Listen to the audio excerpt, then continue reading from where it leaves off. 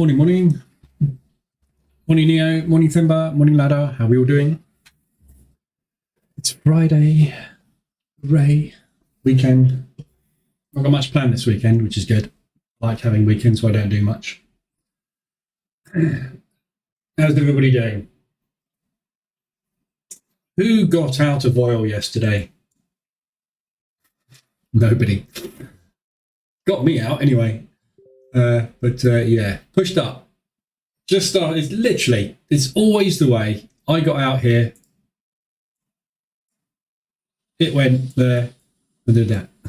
It's always the way. No matter when you get out of a trade, as soon as you get out of it, it will reverse. It's the way of the world. Just what goes on. Couldn't hold it any longer. Never mind. Morning, Trevor. Morning, Tammy. So yes, Queen died yesterday. Not good. Won't have any effect on the currency markets. It's obviously nothing to do with currency, but yeah, very sad. She's been around for everybody's lives, basically. Weird. Ingrained in British, basically. Like every time you pull a note out your wallet, her face is there. Every time you put a stamp on an envelope, her face is there. It's just weird. All going to change. But yes, anyway, so I'm just going to do a quick recap of yesterday to start off with. Morning, Stevie. So I got out a pound odd yesterday. I wanted, it's just not going anywhere at the moment, the pound odd.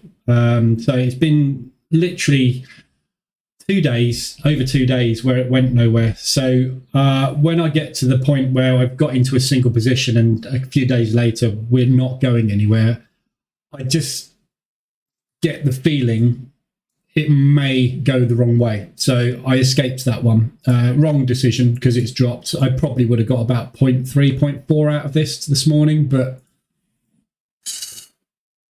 you know, it's one of those things. Morning, Stevie. Morning, Evil. So I took that one off yesterday. Oil got me. So I'm out of oil, completely flat. So yesterday, obviously, I took off the second half of the positions on oil. Didn't work out. Flat. So obviously, as soon as I got out, obviously, it just did a little liquidity run on the people that got in after I got out, and then we pushed up. My profit here was just about $1,200. So it didn't hit my target, but obviously I would be in profit on this now. But yeah, that's where the cookie crumbles. So looking for a test this morning of that area. I'm not going to trade it, but once we get that area tested, this lot that pushed is likely to add, but don't know. I really don't know what's going on with oil at the moment now. This thing's coming down like a rock at the moment. Figures were bad yesterday on oil.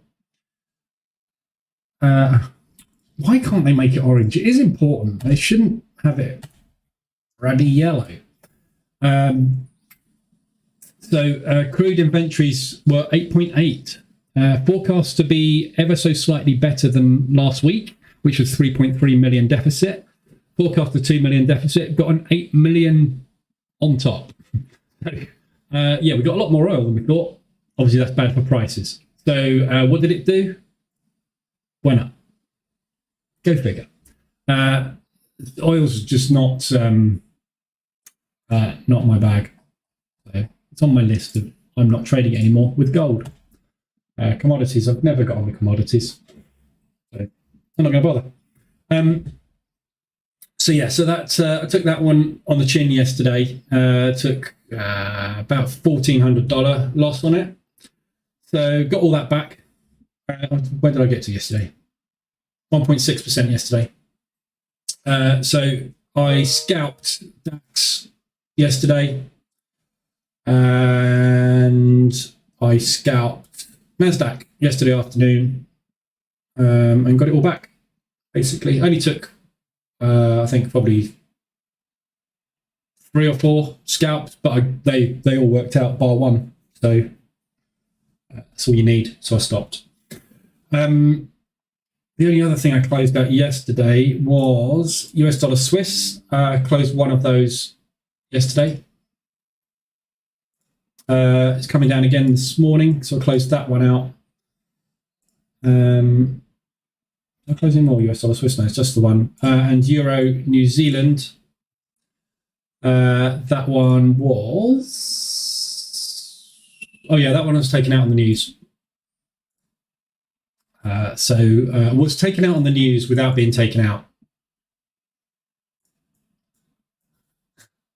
The market pushed up to there. They decided to just spread me up to there.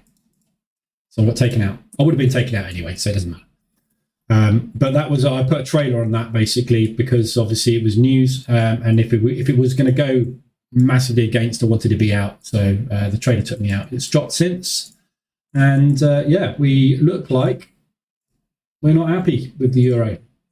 Since the news announcement yesterday, rate announcement, market hasn't really gone anywhere, hasn't gone up. So morning Shalk. I'm suspecting we are bearish euro still.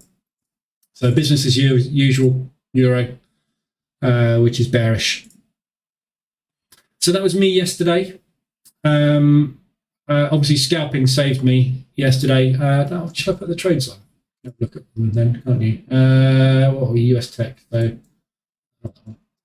I'll just show you some of the scalps I did yesterday. So you can see, if you're interested, I won't do them all. I'll just do these NASDAQ ones that I took. So you can see them all there, M5.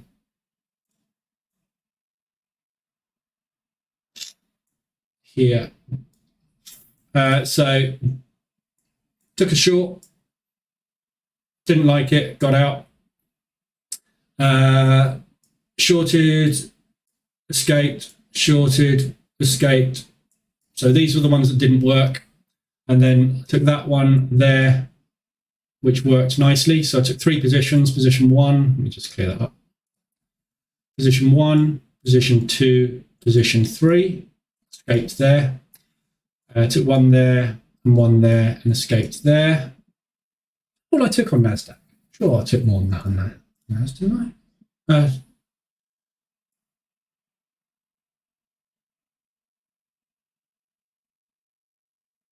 Some of it was. Yeah, and then DAX. Let's show the DAX ones because there's more of those. Oh, I got out of a DAX actually. This is a proper DAX I got out of as well. This 1.21, that one there. I say a proper DAX, a position trade DAX rather than a scalp DAX. This is one I took off. We've just opened, gapped up. Let me put this on M5 and I'll do them on here.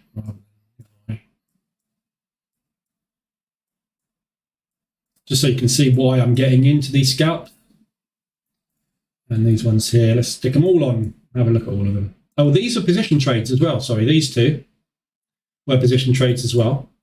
That took off. So there's another $250 there. I did a lot yesterday, didn't I? It's amazing how driven you can be and how focused you can be when you're scalping and you're trying to recover a 4% loss. Totally different mindset. So the scalps were here. So we just pushed down. We pushed up. Took out a high.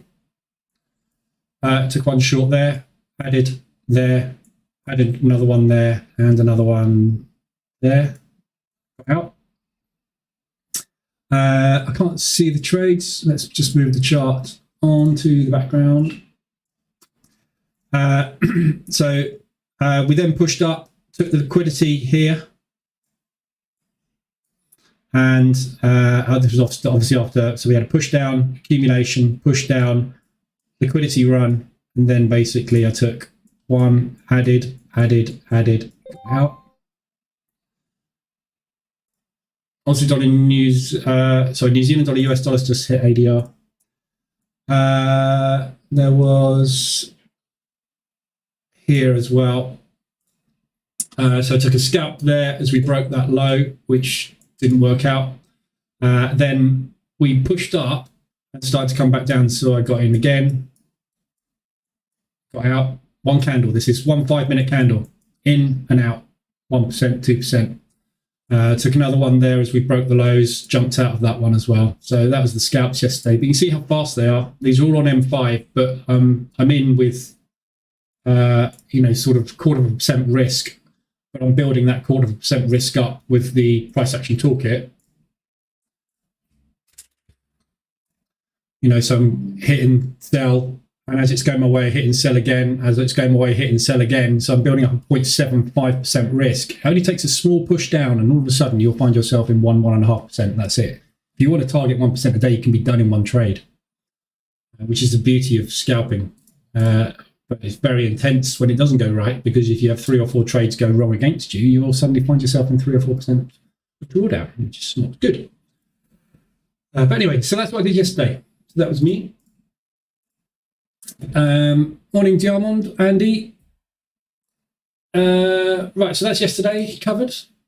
I'll look at obviously what happened with the euro in a bit. We've got Lagarde speaking at 10:30 this morning. That's going to be, I suspect, non-event because we had the ECB press conference yesterday, which obviously questions were asked to Lagarde. We didn't get anything positive coming out of that at all that I could see. I did watch half of it, and I didn't find anything particularly bullish at all coming out of the ECB. So rates came out as expected. As I thought, the market wasn't particularly impressed with that. It's not big enough. It's not a big enough rate hike to actually make a dent on inflation, I don't think. They're still forecasting inflation to rise and further increases of 0.75. So they're not talking anything more than 0.75 to the ECB. I'm not sure at the moment that's going to be enough. So each month when they're increasing by 0.75s, if that's what they're going to do, as long as inflation is rising and not flattening, the 0.75 isn't going to have enough impact. So we will have that point where we start to see a flattening out. Then that 0.75 gets on top of it, and then we see interest rates starting, inflation starting to come down. That's when they will start to hold the rates and not increase them, and see what impact that has. At the moment, it's not having an impact. 0.75 increases. The market was calling for anything up to 1.5 for the euro, and they didn't get anywhere near it, obviously. So I still think we're bullish. So we're bearish on euro. So don't think there's anything going to come out this morning because everything was asked and covered there. Powell talks, that was rubbish. Nothing came out of that. It was a web chat with some financial organisation. It was not really what I would class as anything the market is going to be listening to or watching. I think there was 1,400 people watching it. So yeah, crap. So the only news we've got this afternoon is CAD unemployment. We've got talking heads this afternoon as well. You never know. We do get a lot out of the talking heads sometimes, but it's hit and miss. So Canadian dollar this afternoon, we've got 130, the rate. Overnight, we had not a lot. So there we go again. ECB, 75 basis point hike October, forecast of 50. So 75 is basically what we're talking now, which basically is saying, yeah, we didn't get on top of it this time. We'll need to do more. Basically, it's like the same thing that's happening with Japan at the moment. We need to do more. Yeah, we can all say we need to do more. Until you start doing more, nothing's going to change, is it? So with ECB at the moment, they know we need to do more. It'll be data driven. And when the data comes out as being bad, they will do something about it. And then the data comes out as being bad, they will do something about it. And this is what the bond purchasing in Japan has been about. We keep purchasing bonds, hoping that at some point the data is going to prove us getting on top of the situation. It's not. You need to buy more bonds, or stop buying bonds completely and admit the fact that you're screwed, or do something about it. So ECB 75 better than 50. Whether it's enough to get on top of inflation shortly, we will see. But we're not going to know for 3 to 6 months. So I suspect at the moment we're going to see that gradual decline or maybe neutrality on the euro. But I doubt we're going to see strength. So other than that, it's just a load of yen talk overnight.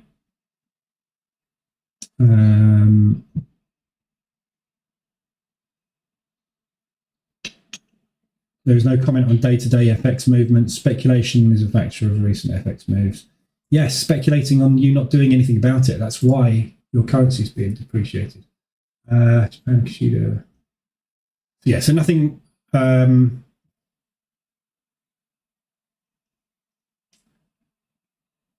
Nothing particularly exciting there from Japan. So that's the news. So 1:30 this afternoon, CAD. If you're in any CAD, be aware of Aussie dollar, US dollar, 125 ADR. That's obviously going. Big moves on the DAX this morning to the upside. Interesting. So I've just cleared my charts. I'll clear them again. Just to you get to a point every week or so where it just gets so many lines on it and so much mess, you just have to clear it down. So I've just cleared the charts again, so all the trades have disappeared and all my lines have disappeared. So we'll have a look at all the pairs this morning and have a look and see if there's any good opportunities. My exposure at the moment is fairly light. I've got 4% banked for the month, which is not great. Well, I say it's not great. It's not bad. I'm looking for 2.5% a week. We're coming to the 9th, so not quite 2 weeks in properly yet. But obviously you've taken those hits on oil, which hasn't helped this week. So, but not doing too bad at the moment, considering the last 2 months I've put in a 25 and a 30% month. That looks absolutely terrible. But those 25 and 30% months are not the norm, as I've said many times. I would love it to be the norm. I certainly wouldn't be sitting here talking to you if that was the norm. I would just be doing something else. But yeah, it's not the norm, unfortunately. Right. So that's my exposure at the moment. DAX, I've got one short there. Euro, New Zealand, I've got 5 short at the minute. We're just starting to roll over Euro, New Zealand. Obviously, this yesterday gave us the reversal alert. That was basically the rate hike was there, and then that was Lagarde. And since Lagarde took prices down, I suspect the market is now going to just sort of roll over. Whether it rolls over and dies, that's another question. We could well be moving into a situation similar to the US dollar where we're kind of neutral on it. It's not bullish, it's not bearish, it's unsure. So over the next sort of week, we'll get an indication. Either we're going to see the euro now just gradually start to decline and start jumping back onto these, these nice trends that we're with the euro, or we're going to see some stabilization, which means range bound. Either way, I would rather be selling it short than buying it at the moment. So whether I'm selling at the top of a range or whether I'm selling for a trend move, that's what I will probably be looking for. Until obviously we get some action after the rate announcement, we're not going to know for sure. We need to see the market tell us what its intentions are.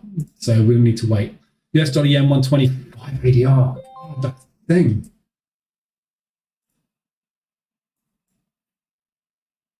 Oh, it's coming down. All right. Okay, that's fine. Yeah. Okay. There you go. If you're in the yen, that's unraveling. That's the US dollar coming down, though, not the yen. So that's US dollar weakness this morning. Oh, big US dollar weakness this morning.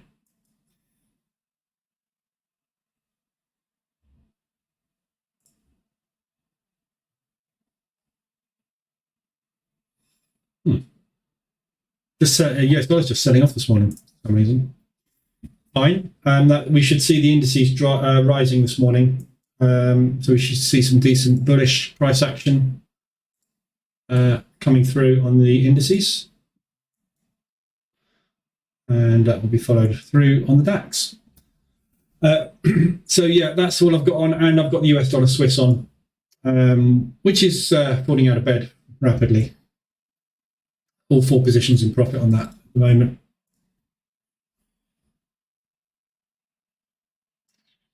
No, they're not. 3 out of 5. That's 5 off. 1, 2, 3, 4, 5. Oh yes, sorry. Got that one not in position. Jesus, look at that. Showing a loss on that position there. We're all the way down here. So the loss is being made up of commission and swaps. So it's taken me that far on an M15 chart just to not just about get break even because of the commissions and swaps, because of the amount of time I've been holding the position. Good, is it? Anyway, so that's coming down very nicely this morning. I might start trailing that. Let me just keep an eye on that one on my other monitor. 1 sec. Put that over there. That's coming down pretty hard. We've hit ADR already in that, so be a bit wary of that one. Right. So I need to get some more risk on. I haven't got a lot of risk on at the minute. It looks like I'm getting out US dollar Swiss at some point today. So the Euro New Zealand and the DAX are the only thing that I've got the exposure on currently. So I need to get some trades on. Diamond, I've hit break-even line that takes commissions and swaps into account. I have a break-even line that takes commissions and swaps into account. I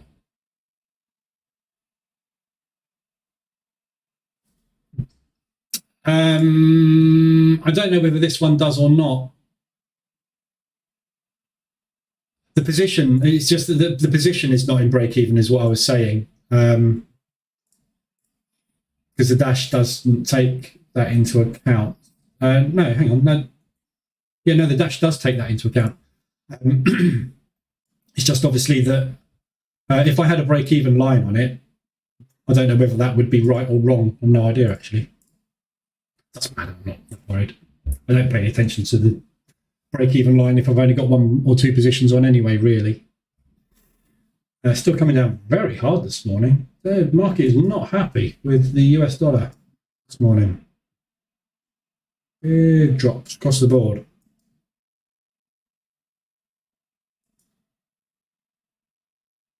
Always worries me when we hit 125 ADR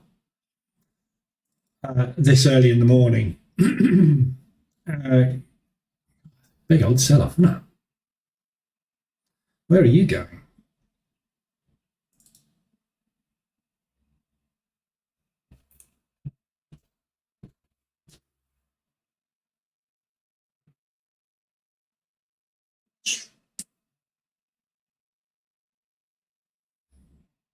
Very tricky to pick a landing point on that.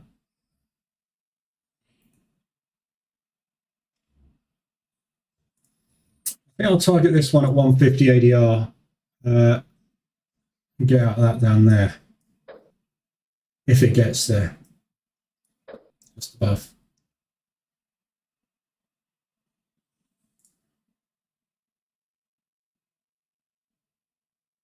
Kind of tempted to get out of it now, to be honest.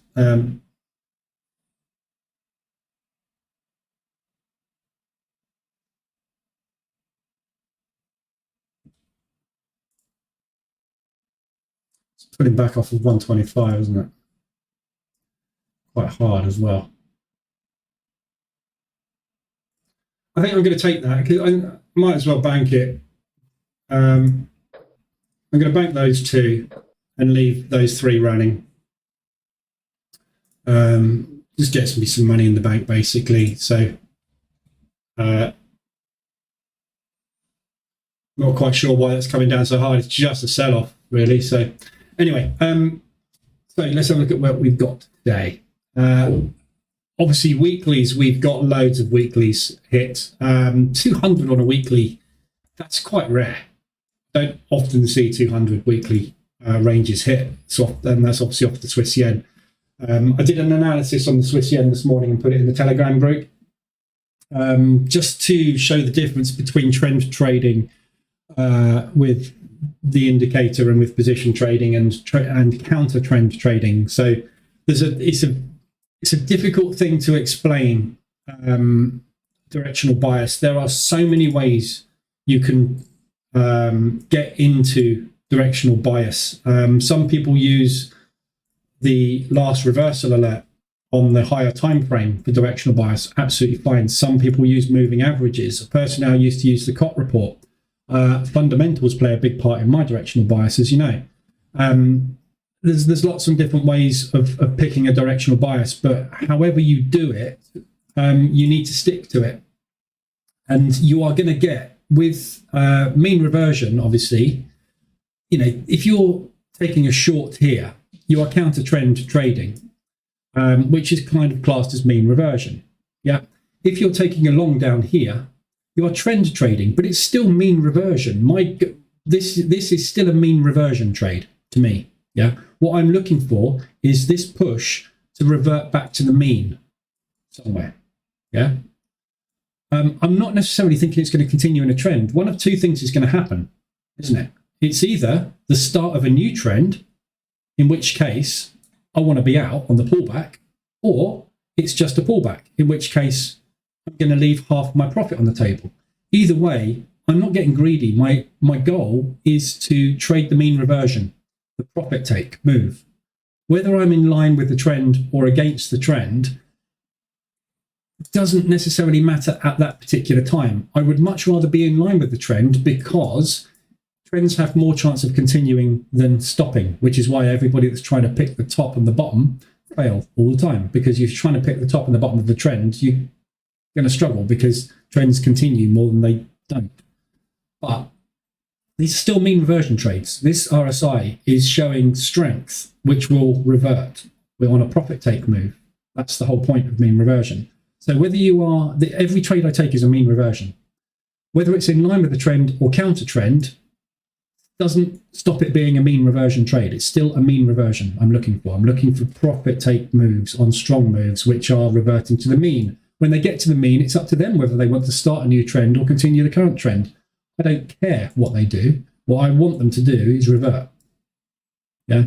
So I think this is where people are getting confused. Some people have taken Swiss yen short, which is absolutely fine. It's a mean reversion trade. However, when you've got a trend this strong, yeah, on virtually every pair against the New Zealand dollar, yeah, would you rather be longing or shorting it?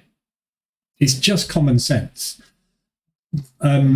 not to take the mean reversion short. Better to wait for the long. And what the person in the Telegram group was talking about this morning was, I'm not going to get many opportunities. And that was my sort of analysis that I did. You'll have had 4 to 6 opportunities to go long on this in the last year down here, depending on which ones you took. They will have all worked out. You had about twice as many mean reversion shorts, but a good 3 or 4 of them you would have never got out of. You'd have had to either take no loss or do aggressive drawdown control very accurately to try and get out of the position, which would have been very, very, very difficult. Plus, you would have been squeezed somewhere between 3 to 6 ADR against you. So, it's just all I wanted to demonstrate with that document that I put up was however you pick your trend, just stick with it, and ideally always trade in line with the trend, but you are still mean reverting. The push down will revert to the mean. It's the fib thing, the 50% retracement, 38, the 79, whatever it may be. It's a reversion from the high point to the mean, which is typically somewhere in the middle. Yeah, it can go a lot further than that. But what we're looking for and what we're talking about is some kind of movement back into that initial move that we had.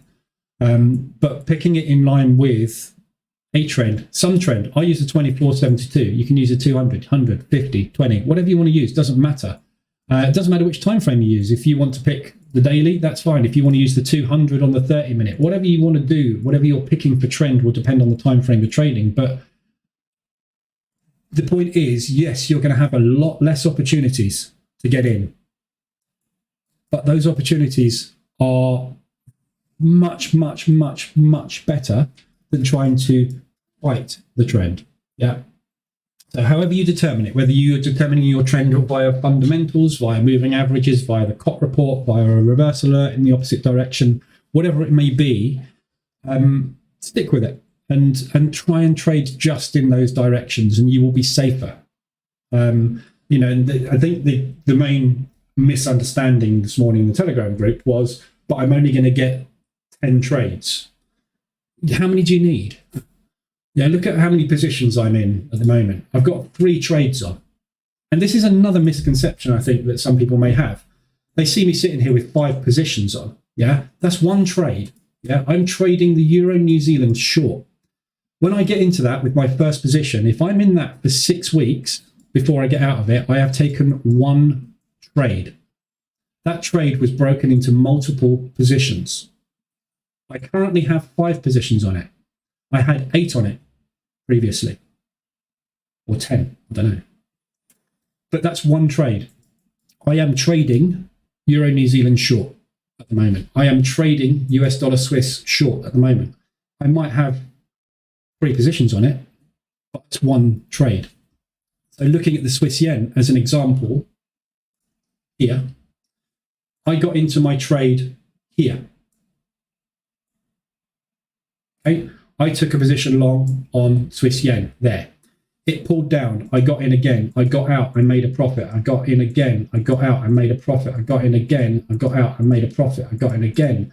All this time I am in drawdown. Since that first position was taken, I have been in drawdown for, I don't know, call it the 1st of November to 25th of November. Got out there. Got in. Got out there. Where are we? 8th of December. Let's say I exited the entire position there. I traded 1 trade on the Swiss yen starting from 25th, 30th of October, 1st of November, whatever you want to call it, up until middle of December. 6 weeks I was in that trade. I took 24 positions. I banked 6 to 8% profit on that 1 trade. But I did it over 6 weeks with 24 positions. I'm just making these numbers up just to explain the point, yeah? But how I class a trade, I traded it long. So I only traded it once in 6 weeks, but I took multiple positions in that trade idea, yeah? I think this is possibly where people are getting confused. They're saying there's not going to be many opportunities. How many more opportunities do you need to bank 10% in 6 weeks? If you could do that, yeah, on that 1 trade, and you did that in that 6-week period on 5 instruments, you could be banking 50% on your account in 6 weeks. Highly unlikely. You've got to be bloody good to do that. But you don't need many opportunities. That 1 opportunity there, forget that one, I'm already in it. I took it there. It hit the RSI again there. I'm already in the trade, yeah? And, here, let's say I didn't get out there and it came back to here. I'm not taking that, all that, yeah? I'm in here and I'm trading it and I'm getting out up here, I don't know. But this, all these RSI extensions, ignore them. You're in here. If you couldn't get in there because you had too much Swiss or yen exposure already, by the time you get that one, you might be able to get in. If you couldn't take that because your Swiss and yen exposure was too high, that one you could have taken. So you never know which of them you're going to take. The fact is, when an RSI extension occurs, you look at it and go, is it in line with the direction that I'm looking to trade? Yes.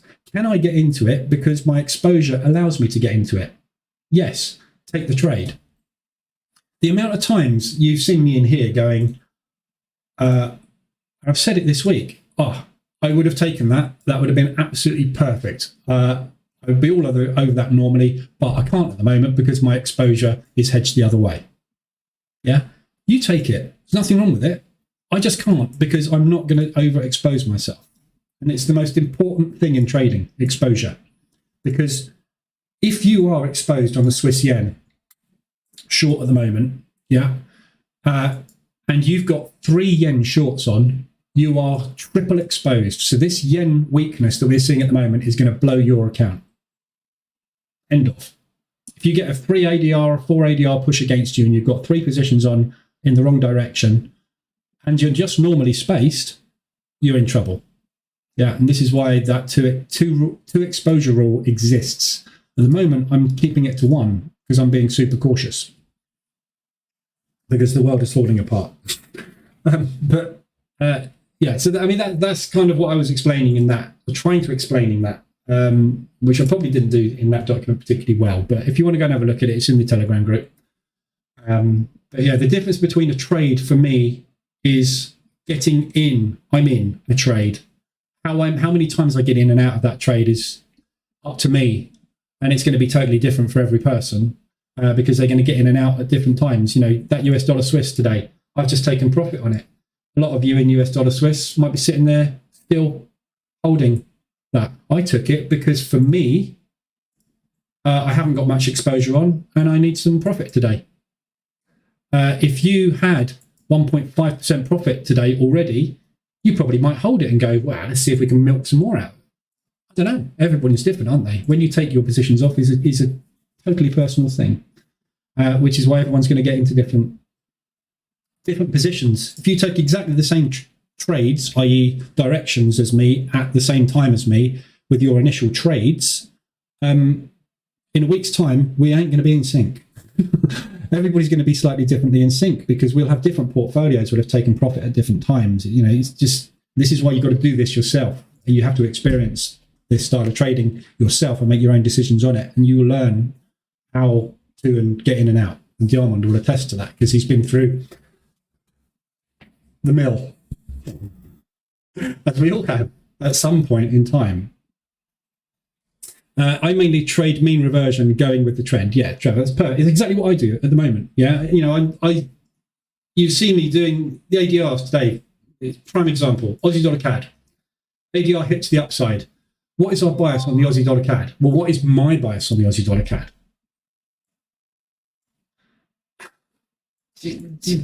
Kind of that at the moment. Do I want to take a short on that? Yeah, probably. And I probably will when I do the analysis and have a look through everything. I quite like that as a short. The Canadian dollar and the US dollar are linked. This is why this one is flying at the moment. The Canadian dollar will be coming down with the US dollar at the moment. Look at the CAD pairs, they'll all be collapsing along with the US dollar. Exposure, size, and spacing. Yeah.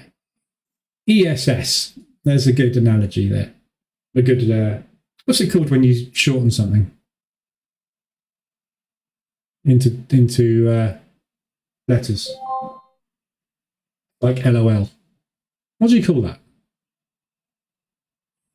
Anyway, we've got one. ESS. Well, we could call it SES, couldn't we?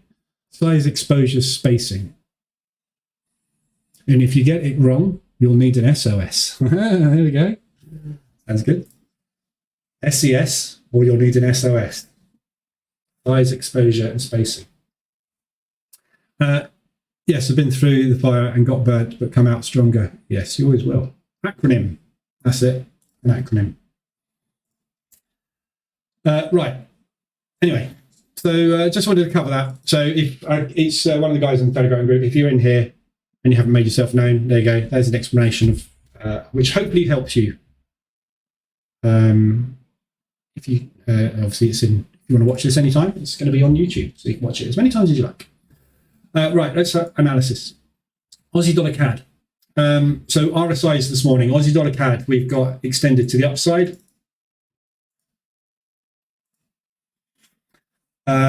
Not sure why this Canadian dollar and this US dollar is coming down quite so hard today.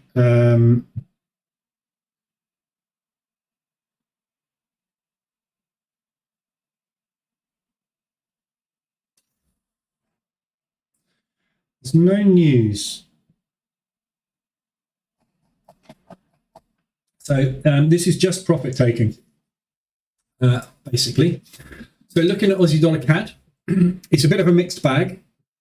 Depends if you say it or spell it, acronym or initialism. Yeah, don't know. Not my strong point, English. So yeah, trend-wise on this, obviously, we are in a downtrend. So yes, ADR extensions to the upside are of interest. It's not particularly extended on the 4-hour, obviously. It's miles away from being extended on the 4-hour. So New Zealand dollar CAD's just hit, loads of CAD and US movement going on. So there's basically a good opportunity for a short here. This is a profit take on this move, basically. So the question is, are we now going to continue with the down leg, or is this going to form a new trend to the upside? You never know. And this is the problem with trend trading. Trends always come to an end. So I think I've started a conversation now, haven't I? Like IBM is an initialization because we just say the letters. If you pronounce it as a word, it's an acronym. Okay. I was a linguist in another life. I can tell. Yeah. So SES, size, exposure, spacing. That's what we call it. SES.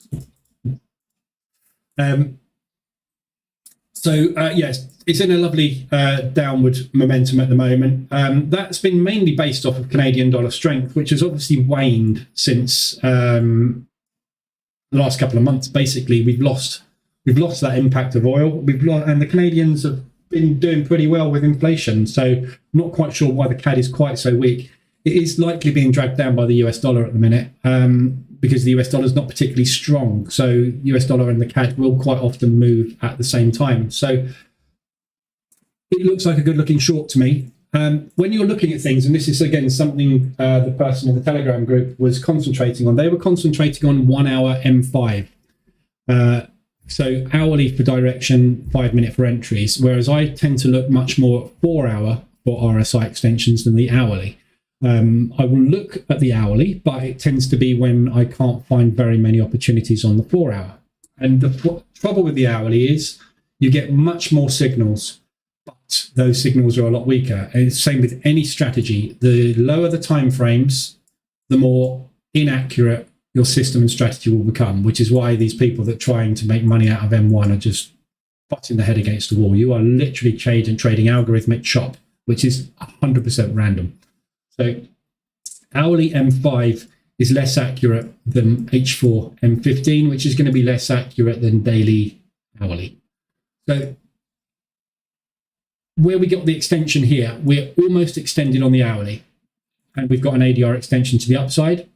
And obviously this is a pullback on this move, depending on where you want to measure this move from. I mean, there's loads of places you could put a measuring stick on this thing. But this would be where I would look, which is the most recent high. So we've got a very deep pullback on this at the moment.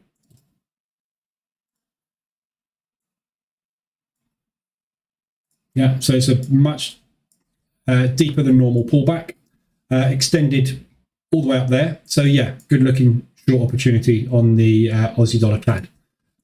Strength wise, obviously Aussie dollar is weak and Canadian dollar is kind of middly weak at the moment as well. But you look at the movement on this thing, there's an awful lot of movement up and down. But you know, when you get into an ADR reversal, which is not extended on the hourly chart or the 4 hourly chart, what you are potentially opening yourself up to is, in this case, this is the danger with ADR reversals that go wrong, as Dion can attest to, and I've done many times, is that this thing could now do that for a week. Yeah, so we could see this ADR reversal do something like that. Yeah, by the time we get up to extension on the 4 hour, we've moved 1.5 ADR away from our entry. So we're looking to get into additional entries somewhere up here, and you've turned into a position trade. But that is always going to be the risk with an ADR reversal. If you get an ADR hit to the upside when the 4 hour is up here, that is my absolute dream entry, because typically what's happening is the market is reaching for its last liquidity, and to do that it's extending beyond ADR before it collapses, and you're in line with trend. So I would class it as probably a B setup, B plus maybe, yeah. But it's a pretty good looking setup. The thing I don't like about it is market structure at the moment is very, very messy. There's no real directional bias. We look like we were going long, now look like we're going short. We could look like we're going long again. You know, it's just a bit of a mess at the moment. But it's a good looking opportunity, Aussie dollar CAD. I'm going to go through everything, and then I'll have a look at what I might want to get on to. Aussie New Zealand, I'm long on this one. So it's an ADR reverse, an ADR hit to the upside. You should be long it. So, and again, you know, looking at this one from a trend perspective, you wouldn't have got in that. You'd have got in there. These are the opportunities you had. Questionable. Again, questionable. So that would have been an opportunity to go long there. That would have been an opportunity to go long there. You probably would have got in that one as well, actually. That one there. I mean, if you'd taken it, it's fine, but you probably wouldn't have taken that. There. Well, I took these, didn't I? Remember, I traded that. Could have got in there. And that one I traded as well. Yeah. And as opposed to looking at the ones counter trend, you got in there short. You're dead. You got in there short. You would have got out of that one. You got in there short. That would have been fine. You got in somewhere around here short. Difficult to tell where you'd have got in. You'd have got out on that with aggressive. Got out on that one just. Got out on that one just. That one, you'd have had to wait. You'd have been in that for a month. See what I mean? The difficulty in getting out of your trades and the distance they move like that, as opposed to the distance they move like that, is completely different, which is why you want that trend on your side, because the market is dumping massive orders long on this thing at the moment. Yeah, they are dumping way more money into the Aussie than they are into the New Zealand. So just because of that fact, you are going to get larger upside moves as more participants enter in the trend. So it's another really good example, like with the Swiss yen, of how the trend should be your friend. And yes, the opportunities are, you know, since that trend started, we had 1, 2, 3, 4, 5, 6, 7, 8, depending on what happened there, maybe 9, 10, 11, 12, 13 opportunities to go short against the trend. 1, 2, 3, 4, 5, 6, 7, maybe 8 opportunities to go long. Yeah. So you're always going to get more short opportunities, more mean reversion opportunities against the trend, because the trend is pushing. Therefore, RSI is pushing harder that way. So RSI is going to get extended more often to the upside, isn't it? But these aren't the ones that are best to take. These are less opportunities, higher quality, faster to get out, freeing up your exposure to get into more positions, which again helps you make more money, and less of a squeeze, less drawdown, less pain, easier to trade. But, you know, and this is why I say I sit here and I do my analysis, you know, 2 or 3 times a week and say, I'd love to get in this long. I just haven't had an opportunity since August to get in. Never mind. Yes, I missed that. Never mind. I got into other stuff. I make money out of other stuff. There's always something that is going to be an opportunity. And don't forget, every time you take a trade, you're taking 2 exposures, 1 long, 1 short. So you're always going to be exposed twice every time you get into one trade, aren't you? So tying up your exposure doesn't take long. It's very easy to get to 2 exposures on each currency, because every time you get into one, you're exposing yourself twice. So you don't have to wait too long to get into enough positions, do you? But anyway, Aussie New Zealand, ADR hits the upside. I'm looking for longs, so I'm not interested in shorting that. Aussie US, yes, like it. So again, Aussie US nicely, nice trend at the moment. Bit of a messy trend still, like the Aussie CAD. Aussie CAD and Aussie US are going to move very, very similarly. So obviously, for me personally, I would just take one or the other of these. I wouldn't take both. There's always going to be more opportunity for movement on the US dollar because the US dollar has way more major news announcements and is the largest economy.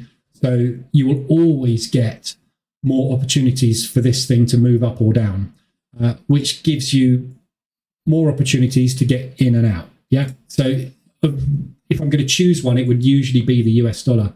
At the moment, I haven't got a massively strong bias either way on either of these. So it doesn't really matter to me which way I would trade it. But at the moment, I'd much rather be interested in shorts than longs, purely because that is what we've been doing since April. When that's going to change, I don't know. We got a new higher low put in marginally, very, very marginally. So it really hit this bottom here. Get that wick. We reacted there, and we've reacted very, very strongly here, haven't we? We're just about to get a reverse alert on H4. And again, getting in now, I'm getting in when we're not extended on this, but we're not far away from getting extended, are we? Only a little push. If we hit 200 ADR today, we're going to be extended on that. So it's not far to go. We've got fairly good resistance coming up where we're possibly going to react. And we've also got this lovely resistance potentially here.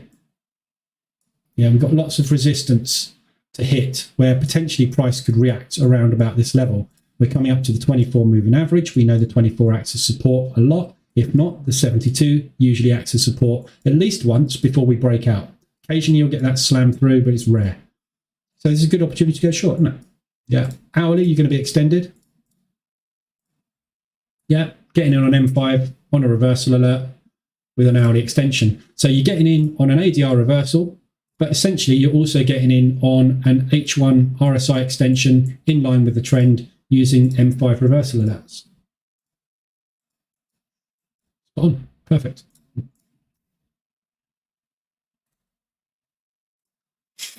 I'm just going to put this on quickly.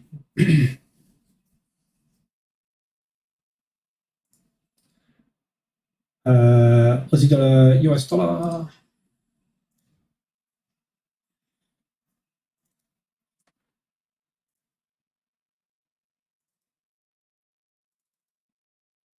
I didn't see what number it was.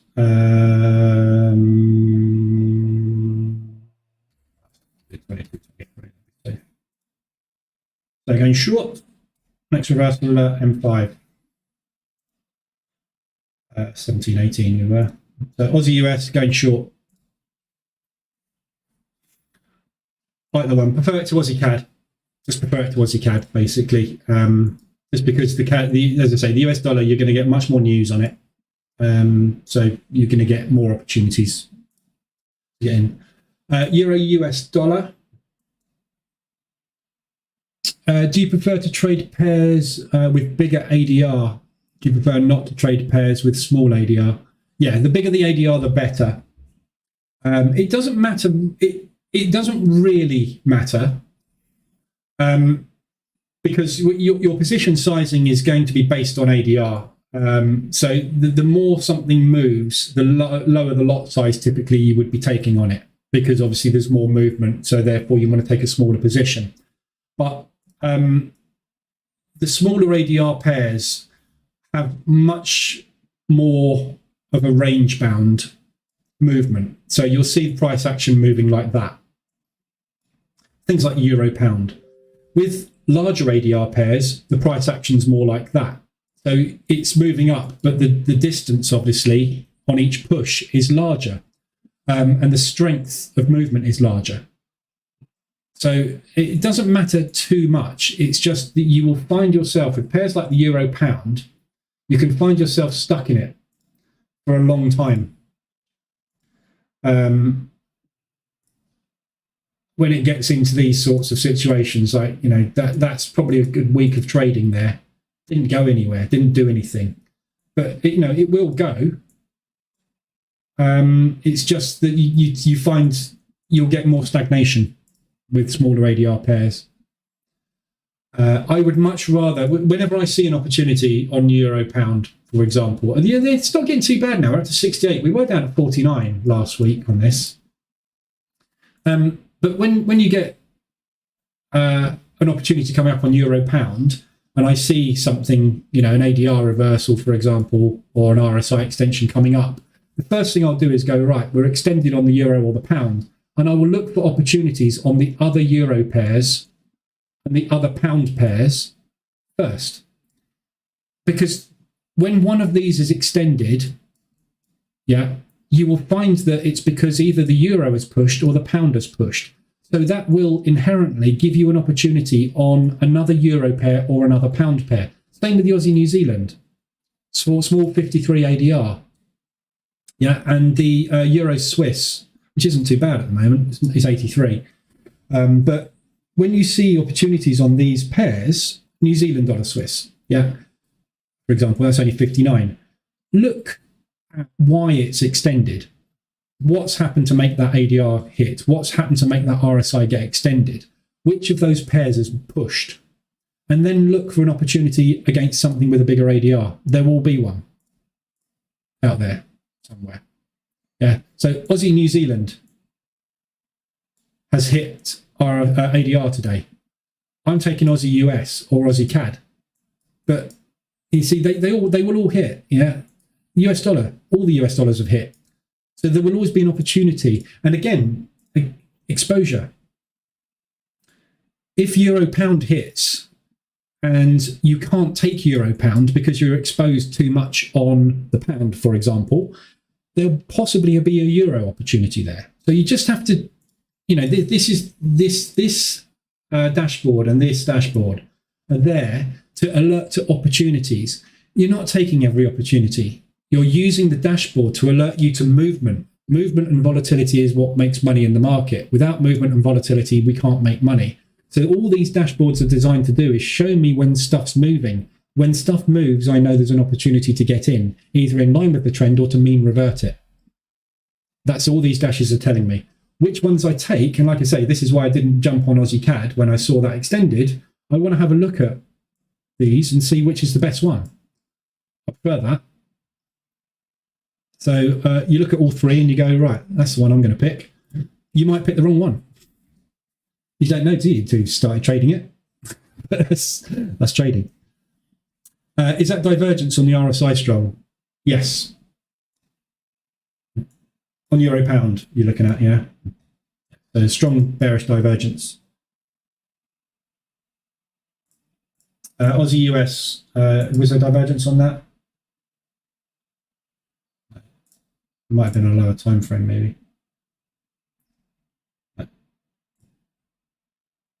Yeah, we've got Aussie US, got good divergence on the 5 minute. Huge divergence on the 5 minute. So yeah. But you will, you know, and this is why I don't use divergence as a trading strategy. And a lot of people love it. I've got an ad that runs on Facebook for the RSI dashboard. And the comments I get on that ad are all the time are, yeah, divergence is the best thing in the world. I haven't mentioned divergence. I've shown a dashboard that monitors the RSI. But the comments are all about divergence because everybody focuses on divergence as an entry signal. For me, divergence will always be there when you get an ADR hit, most of the time. If you look at all the ADRs today, Aussie dollar CAD, divergence. Aussie dollar New Zealand dollar, divergence. Aussie dollar US dollar, divergence. Euro US dollar, divergence.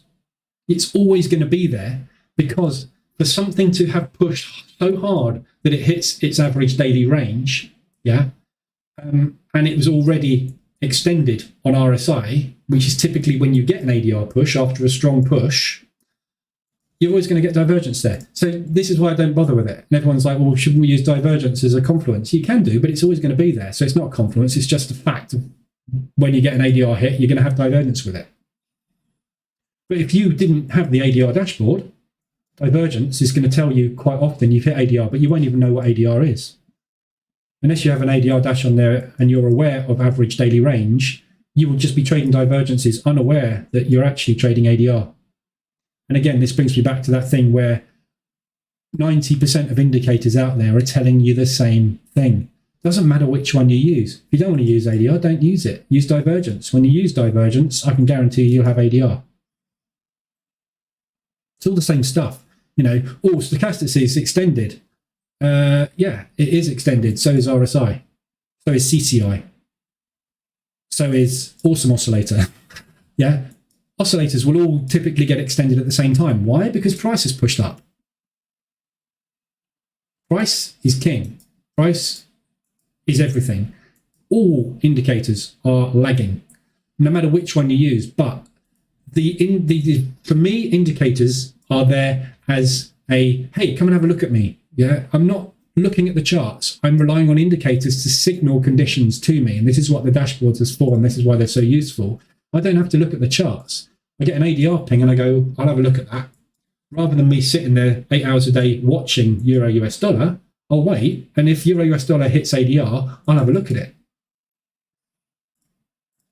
Just working smart, you know. And you can have an RSI, there's RSI divergence dashboards out there. There's MACD divergence dashboards out there. And this is the thing about divergence. It appears on all oscillators. Stochastic divergence, MACD divergence, RSI divergence, CCI divergence. They're all divergences. And all it is indicating to you is price has moved strongly in one direction and the oscillator is lagging it. We know that. It's an indicator. It lags price. That's what divergence is. It's a very, very simple concept. Something is moving away from another thing.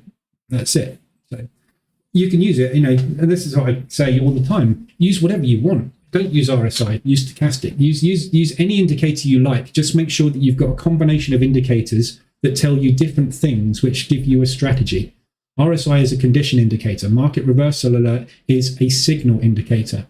When there's a condition in the market, I wait for a signal to enter. Without those two, as a bare minimum, I can't trade.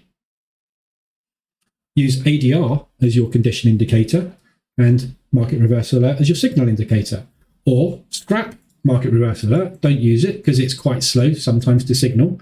Use bearish engulfing. Use shooting star.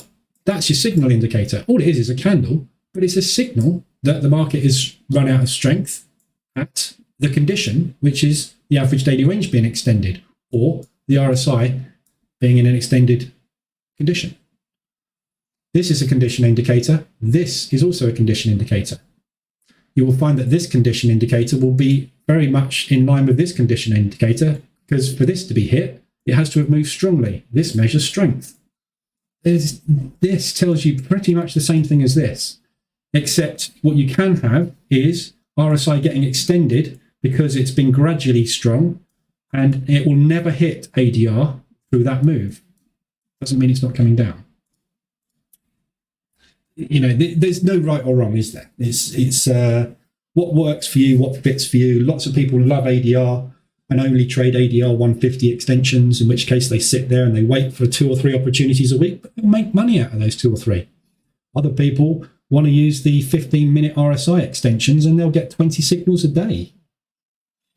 Doesn't matter. It's all about getting in. When you're in, it's how you manage the trade after you're in, which is the very most important thing, not how you get in and when you get in. It's because you can't time it. You know, the market will do what the market does. The best sniper in the world will get it wrong many times. You can't time it because the market will do what it does. US dollar Swiss is probably coming down like a rock. Yeah. Should I have got out of it? No. This thing could come down to 250 ADR today for all I know. I haven't got a clue. And I'm not in control of that. What I do know is that it's pretty tired. So I'm taking profit. Because in my experience, the odds are, when we get down to these sorts of levels, you're looking at no more than sort of 25% of the time it gets down to there, and it doesn't get much more beyond there more than 12% of the time. So there's a 90% chance it's probably going to either stop here or come back.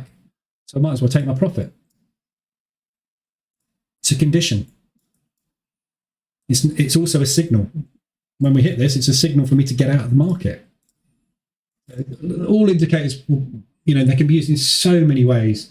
You know, people, I get blamed all the time on Facebook and in comments on the YouTube channel. It's like, well, you're stupid. What you should be using the RSI for is when it crosses below the 50 line, you should be entering a short. Good one, mate. Go on then, do that. I'm sure that will work just as much as when you do that. Yeah, it doesn't matter, does it? If you think about it, if you want to use the indicator as a short signal when you get below 50, do it. Use the RSI that way. It works. It does work. I've done it. I've tested it. It works. Yeah, didn't work there, but it did work wherever that RSI 50 cross was. That worked beautifully, didn't it? Let's look at it. So you got in short there. Happy days. You got in long there. Not happy days. 50-50 strike rate.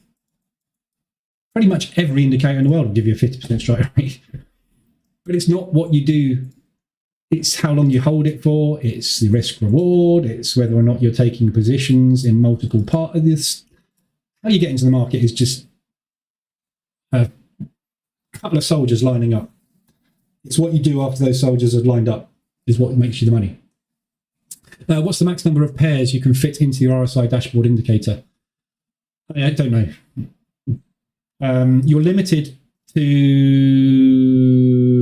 256 characters, I believe, in a text input field. I think it's 256. So however many you fit in there. But there is no limit because all you do is you fill this one up and then you open up another chart, put another RSI dashboard on and put the rest of the stuff in there. So if you want to monitor 100 different instruments, you just need 3 dashboards. Yeah. So there's no limit, but you are limited by MT4 in the input field. I don't know the exact number. I think it's 256, but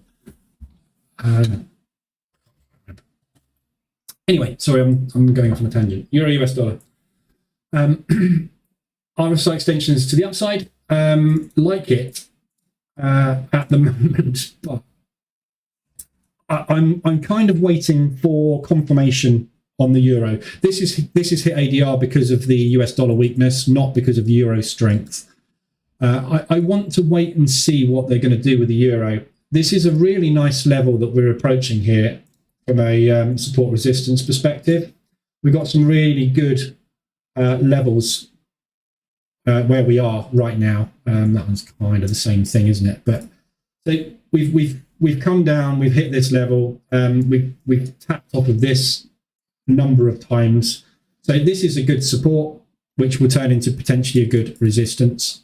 This is the kind of final hurrah before we push back up again, which we came back and kind of retested. We accumulated there. We came up and we roughly tested this level as well. So these areas here, where we are right now, 100 ADR, is potentially where we're going to find some selling action coming in, because everybody that pushed this price down from here is going to want to defend that position. So it looks good technically. RSI extension on the hourly is lovely. We haven't got divergence in this case on the hourly. It's kind of flat. This should really be more like that. But for hourly, we're coming up to extension. We're in the 24.72 zone, so a good place to take a short from. And obviously, we're waiting for an M pattern reversal up here for a drop. Loads of targets to the downside, inefficiencies. So yeah, all looks good for a short. For me personally, right now, I just want to wait today and just see what happens with the euro. I don't know whether the euro is going to pump or dump from here. I think it's going to dump. I'm just more inclined to wait at the moment. I've got a Euro New Zealand short on as well. So, but yeah, that looks good. More likely to get US dollar strength over euro. I mean, look at it from a trend perspective. You know, you don't want to be long in this thing. The Eurozone ECB did not give us any reason to suspect that's going to happen yesterday. So business as usual. You want to be shorting it. So that's a lovely short Euro US dollar. Pound US dollar, same thing. Euro US dollar, pound US dollar, it's the same thing. It's coming down like a house of cards. You want to be shorting it. Nicely extended on the hourly, just about. We've got so many levels on this. You can kind of pick for support resistance areas. It's going to hit somewhere and react. We've had a very, very, very strong push. So it looks good. So pound US dollar looks great. Got shorts on Euro US dollar and long on CAD Swiss, which are not looking too nice at the moment. Yeah, Euro US dollar is a good one. Short. New Zealand dollar CAD. Coming up into potential resistance, where we hit resistance. That's just bounced, actually. I think you might have missed that one. Oh, no, not yet. So New Zealand dollar CAD looks good. Not quite as extended. Again, confluence. People will be taking this now. If it was up here, I would be taking it. It's not quite as good. I think it will probably come down from there, but I'm just a bit worried about this CAD at the moment. It's a bit weak. So yeah, look, I mean, the more ducks line up in a row, the better the opportunity. So you get an ADR hit to the upside in a downtrend when it's also extended above the hourly RSI or the 4 hourly RSI. That's a lot of reasons to go short. At the moment, we've got New Zealand CAD in a downtrend with an ADR extension at resistance, but we haven't got any RSI extension. This is probably a 3-star trade. If that was up there, it would be a 4-star trade. Depends which ones you want to take. There's no right or wrong. This could collapse and everyone will be going, haha, look how amazing I am. It could push up to there and I'll be going, haha, look how amazing I am. I told you should have waited. Doesn't matter, does it? You get in the market when you're happy to get in the market.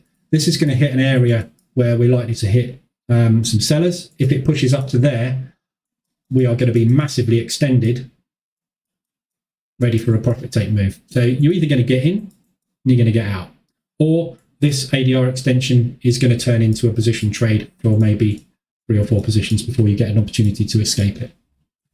But yeah, looks good. 4 hour, we're on a downtrend. But the CAD and the US are very weak, which is why we're getting these extensions. I'm not quite sure why they're weak. There's no news that says we should be weak.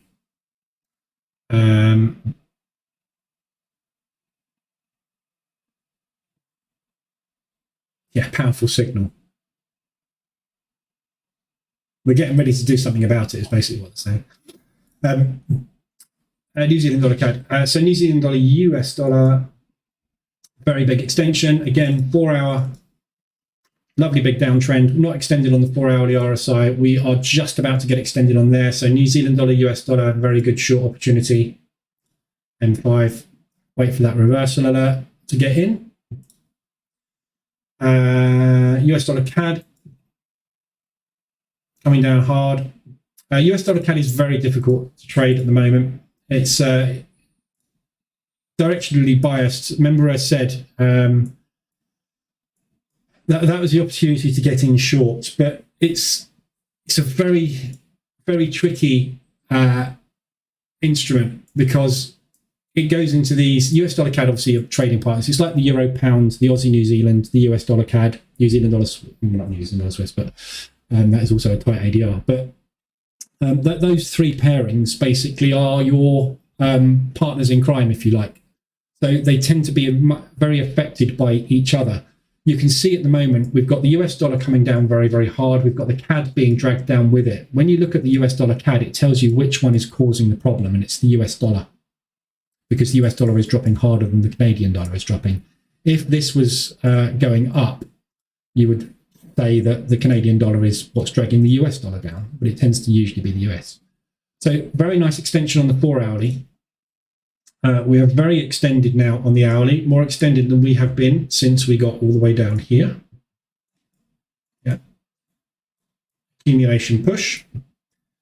So very good mean reversion opportunity. Here, after we got this accumulation push there, the buyer stepped in and pushed price back up again.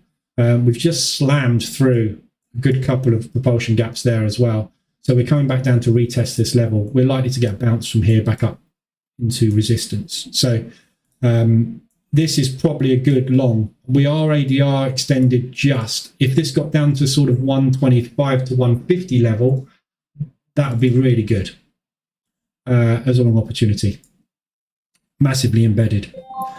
Pound US dollar 125, so obviously still US dollar craziness going on. So I like the look of that one as well, the US dollar CAD long. US dollar Swiss, I'm in short of this one obviously already, so I'm just holding that. What's my profit on that now?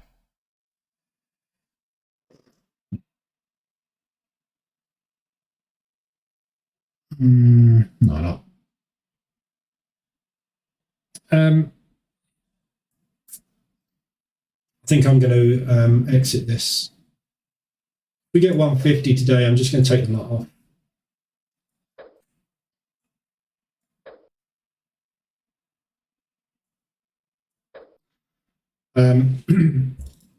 So yeah, very extended, and obviously US dollar yen, very extended. So US dollar yen, now this is a tricky one. Yeah, we are looking, aren't we, for longs.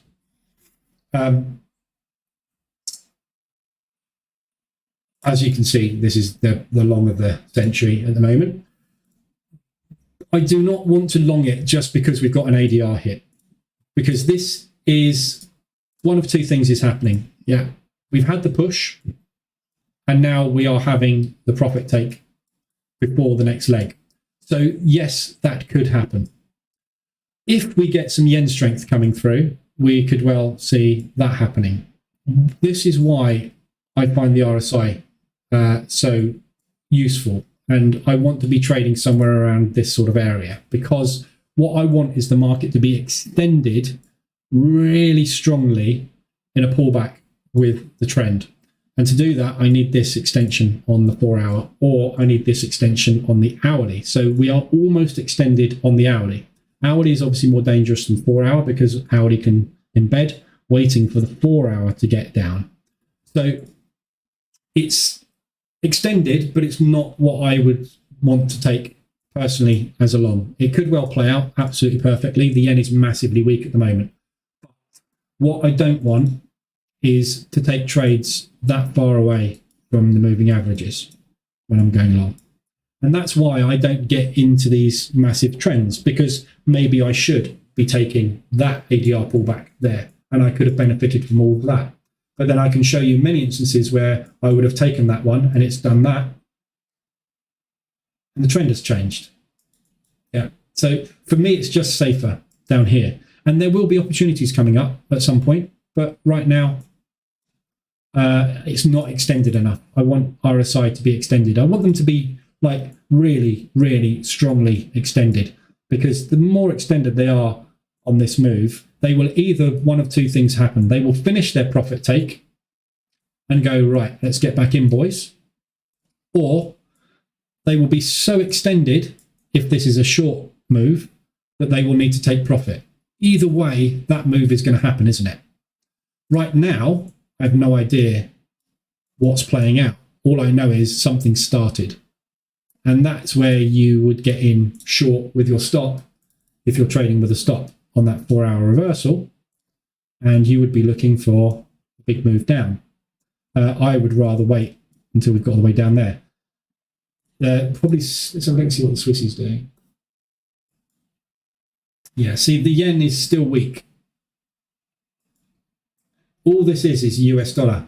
Yeah, so that yen is still massively weak. So when this US dollar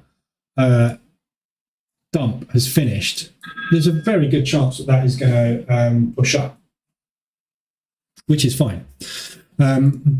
So we're just basically, if you're going to take this one as a long, you've got a very good chance that that is going to happen. But equally, if we get some yen strength coming through, there's a possibility that it's going to go down much further. So I'd much rather wait on that one, personally. So going to take that one on the Aussie US. So I've got some exposure going on the US dollar because I'm getting into Aussie US. So that is going to expose me on that. Anyway, RSIs, pretty much the same thing. We've got lots of RSI extensions all over the place. The most extended thing at the moment is the US dollar Swiss, which we can see is extended on multiple time frames, which is why I'm looking to get out of that. In fact, what I'm going to do,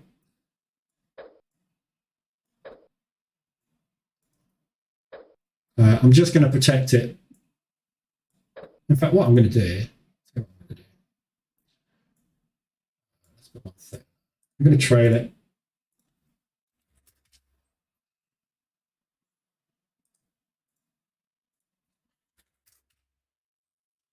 Where's the other cell?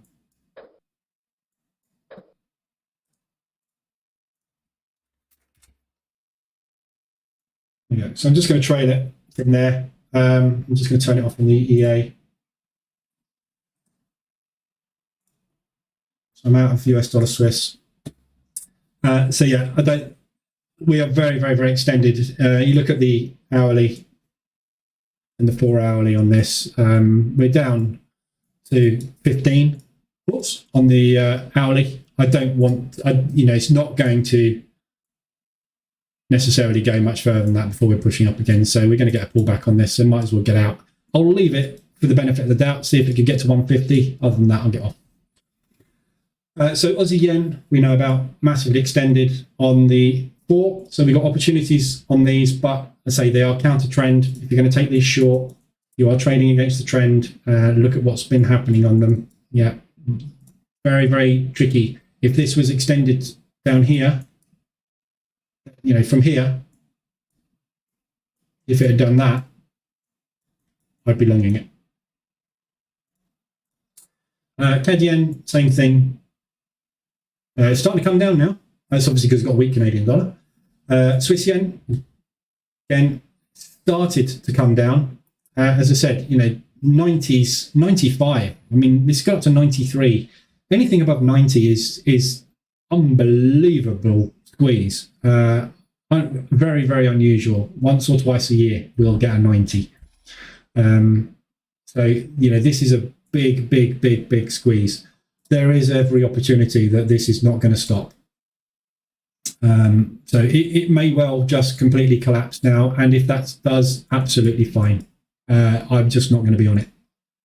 I will get on it when we get back down here somewhere. What I'd like, the ideal for me would be for this thing just to collapse at a rate of knots like that, come down to here and put a bullish engulfing in with the 4-hour RSI being extended. I'm long. But I'm not short up there. Swiss yen, euro pound. You can use, actually, you can, if you want to use a stop on this, if you want to use a stop loss, this looks like it wants to retest. But again, the entry on this for me, if I was using a stop, would be there and there. Or if you want to go in 15, it's the same thing basically. But, get in there, stop there. It's a long trade. But look at your risk reward on it. Or if you got in now, you could get in right now. We've just come and retest this gap. So you got in now with a 60 pip drop. If this is going to be a profit take move, you're looking at 5, 6, 7, 8 to 1 risk reward, aren't you? Over the next week, 2 weeks. If it does the same as it came up, could be done in 3 days. By middle of next week, you could have a 6 to 1 risk reward on your hands. Up to you if you want to use a stop. But don't blame me if it does that and just keeps stopping you out constantly. And you lose 5%. And this is why I keep saying, if you try and if you try and catch this short at the top 4 times and fail with a 1% risk, you've lost 4%. It takes a hell of a lot for me to get to 4%. Isn't it? We saw that with oil. Yeah. I got to 4% with oil and I took a hit. But that's because I'm trading something new that I don't fully understand and haven't had much experience with. So I'm jumping ship to protect my account. But 4% is a lot of positions and a lot of going the wrong way against you. So Swiss yen, we got the euro pound extended again. Perfect example. Euro pound is extended. Have a look at all the euro pairs. Have a look at all the pound pairs. I'd much rather be shorting something else on the euro. Euro yen, not interested in though. So that one is extended, but if the euro comes down and the yen is very weak, you're going to find it's going to do more of that. You're not going to get much of a movement, and then the next time the euro gets really, the pound gets really, the yen gets really weakened, or the euro has a little pop for any reason, this thing will go. But and I showed this comparison on Wednesday, didn't I? That's the euro pound, the euro yen, and the pound yen. Yeah, the two weakest currencies at the moment against the yen. They've all got upside at the moment. Euro only just. It's a bloody good spot to take a short from. Every other yen, we're up in the clouds. We've broken, actually, New Zealand dollar yen, we haven't quite either. But all the others, we've kind of broken out. We're up in the clouds. There is no resistance above us. Yeah, we've only got support below. So I kind of like it. Technically, it's a lovely short there. Liquidity run drop is good. But I'm not shorting against the yen at the moment. It's too weak. Pound Swiss. Pound is a short. Not interested. DAX is going crazy. Oh, blimey. It certainly is.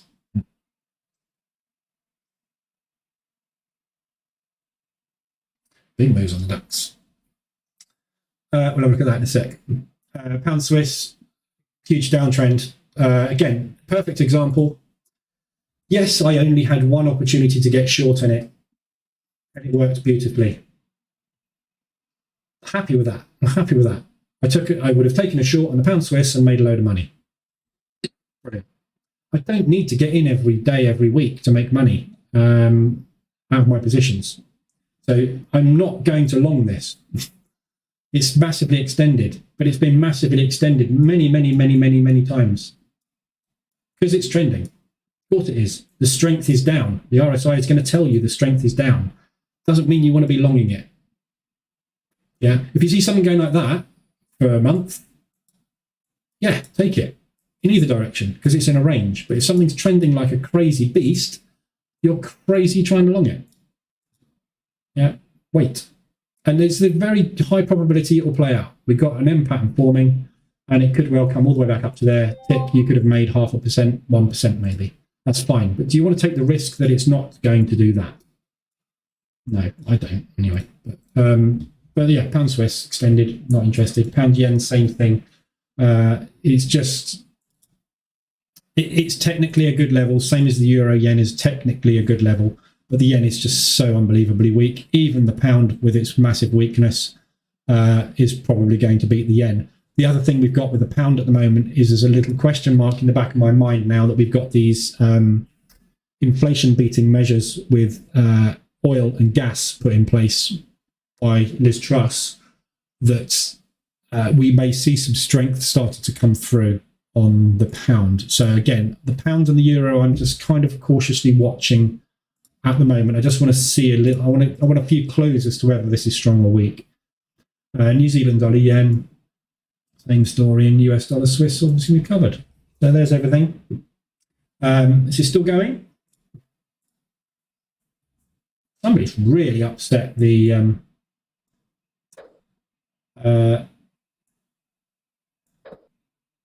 US dollar, isn't it? Just a big sell-off.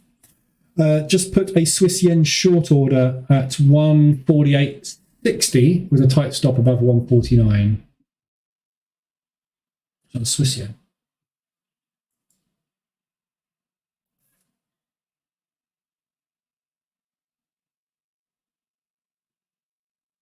Yeah, that's a good trade. So if it gets there, lovely entry, tight stop, potentially massive reward. If that's the peak formation. So yeah, good entry if it gets there. Those sorts of situations, when you're like this, say, look at the potential drop you've got. Yeah. So we've got this high here. We've got this high here. Yeah. So if we're going to use, and this is the if we are going to respect support and resistance, potentially we've got that. We've also, by the time we get there, we're going to have a 24 somewhere up here. So it may never get to that support. It might use the 24. We don't know. No idea. It may completely ignore everything and just go like that and go like that. It could come, this is the thing, and I say it all the time. Not me, not anybody in this entire universe has got a clue where this thing is going, because it's dependent on 10 banks and what they decide to do with it. But we know historically that support resistance works sometimes, moving averages work sometimes.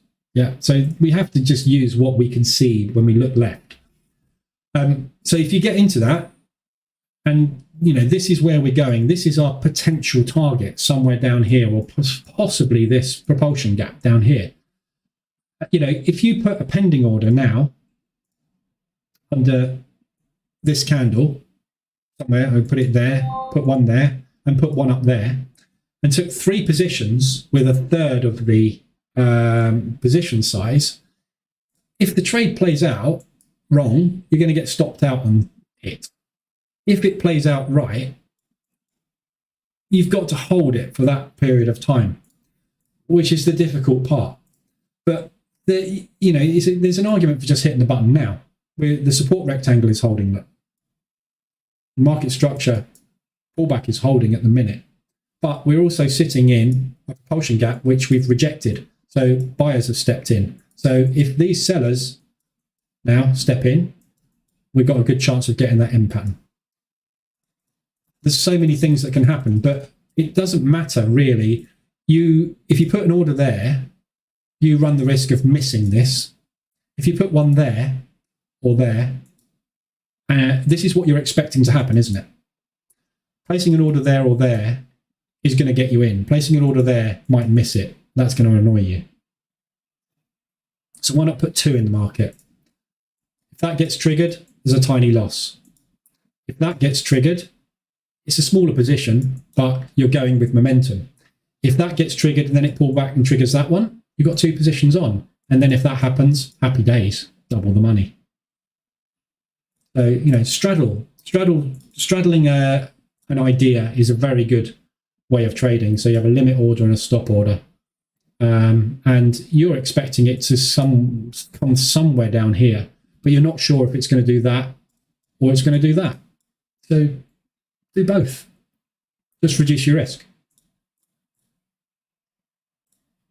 That would be my plan on it, but I'm not planning on doing it. So, but I think there is a high probability of a pullback against the yen. I'm just not sure how, because I'm not sure that the yen, that Japan can do anything to strengthen the yen at the moment. That's the problem. So we will see. Right, that's all I've got for you today. DAX, let's just quickly let me quickly cover oil and DAX and the indices. So oil, hate you. Hate you with a passion. So oil stopped me out there. My targets were there and there. Just hit target. That was 1,000. That was $1,200 from these positions, which were aggressive. It just got me. Annoying, isn't it? Stop losses. If I wasn't in so much drawdown on it, I would have, not done what I did, but I did. But anyway, so it's done what I was expecting it to do. The question on oil now is, Are these sellers going to step in and resell? Or are we so exhausted and this is so cheap that it is just too interesting for buyers at 81 to 82 a barrel? Very difficult decision. It's come down further than I was expecting it to come down. This is what I was expecting. And we got that multiple times, and that's where I milked it over and over and over again. But we've broken down now. So where we have turned now is there, which is not really anywhere significant. So this was the level we were looking at, this 85 a barrel. We said, didn't we, if this broke, we've potentially got somewhere around the $65 level if we're going to go into a downtrend. So it's a tricky one. But we've got a couple of support levels on the way that we get bounces from. So I don't know. I'm not really interested. Sammy, you overslept. Morning. Woken up to 2% profits. I should go back to sleeping. Yes. Immediately bank those and go back to sleep. Well done. Man. So oil, yeah. Don't know. I'm not going to trade it anymore. But I think this is cheap. 81 a barrel is very cheap. I don't know why it's coming down to 81 a barrel, why it's coming down so cheap. We've had nothing but positive news on this drop. We've had lots of caps on pricing. We've had all sorts of stuff going on. Sorry, not caps on pricing, caps on production, which should drive up prices. We've had negative oil stocks, which should drive up prices. We've got increased demand from China, which should drive up prices, and yet the thing's been coming down. And now we've had a negative barrel count, or a positive barrel count, really, which is negative for price. The price is pushing up. Yeah. Again, that's why I don't trade gold, because gold confuses the hell out of me. It doesn't do what it says on the tin. Oil is doing the same thing, so I'm out. DAX. Good push up on the DAX this morning. So from a daily perspective, we're in a lovely downtrend. We're looking for short opportunities. We're just tapping into the 24 now. We've had this pullback, and we are in a kind of large candle area at the moment. So somewhere around here, we would expect to find some resistance. We've got a couple of resistance levels coming up.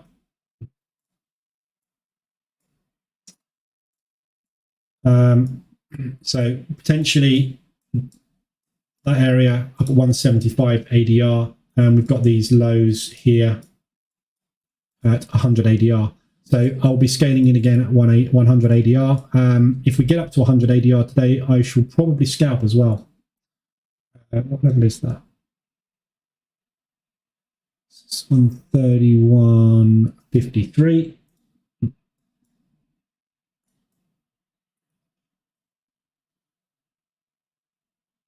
It's pretty much ADR. So I'm going to start looking at potentially looking for weakness in the market up here. If we can get up to there, we start getting some bearish engulfings coming in and some shooting stars, I shall start shorting up there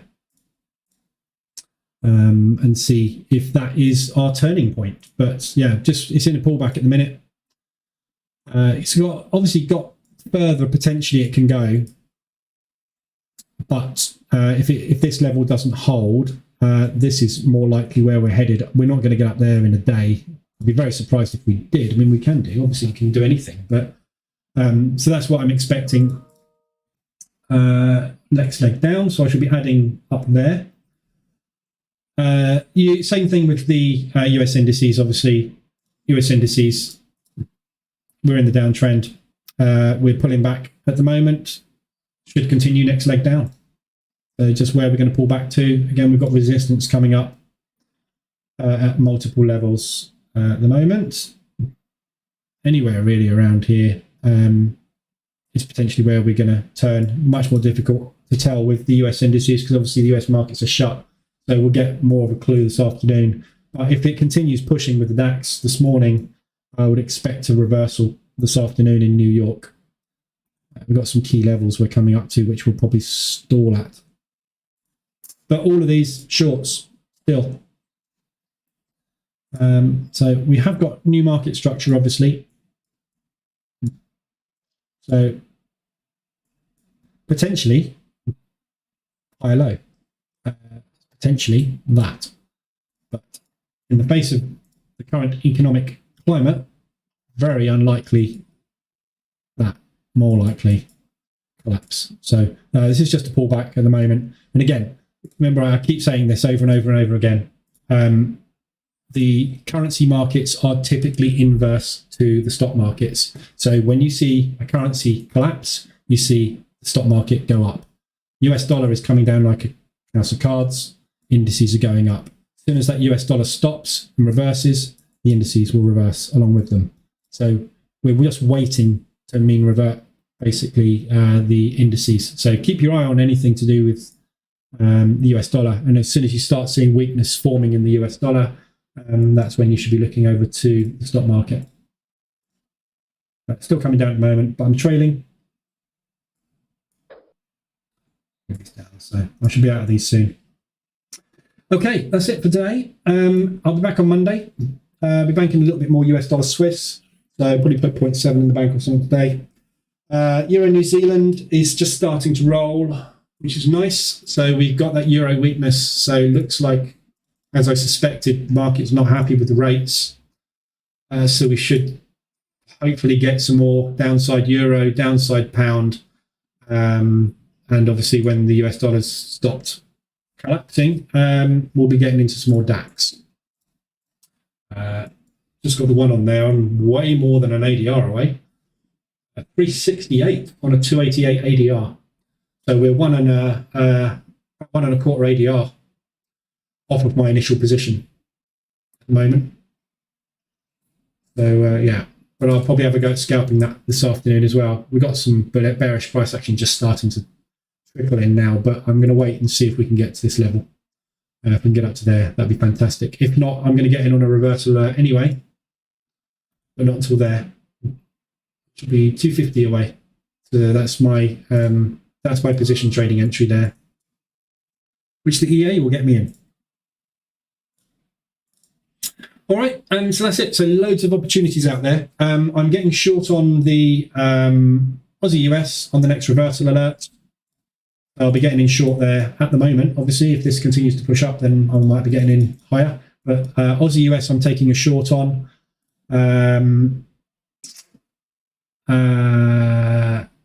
US dollar Swiss, I'm getting out of. So that will turn into that. Apart from that, I'm not getting into anything else today. I'm going to give today, I want to see today what happens with the euro. I want to see today what happens with the pound. And then Monday I will start looking for more entries and see where we go from there.